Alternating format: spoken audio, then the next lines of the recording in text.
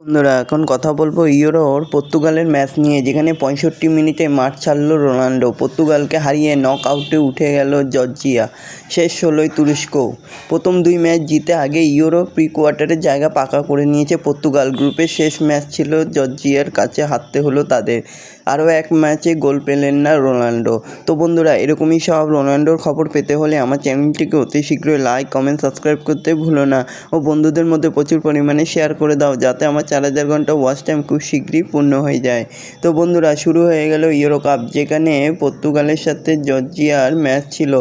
তবে ইউরোর যোগ্যতা অর্জন পর্বে সবার নিচে শেষ করা জর্জিয়ার কাছে হারতে হলো তাদের। আরও এক ম্যাচ গোল পেলেন না আমাদের সকলের প্রিয় ক্রিস্টিয়ানো রোনাল্ডো। রেফারির সিদ্ধান্তের প্রতিবাদ করায় হলুদ কার্ডও দেখতে হলো।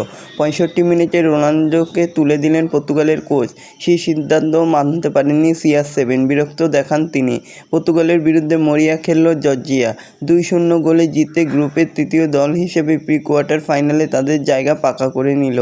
অবশ্যই জর্জিয়ার কাছে হারলেও গ্রুপ শীর্ষে থেকে পরের রাউন্ডে গেল পর্তুগাল।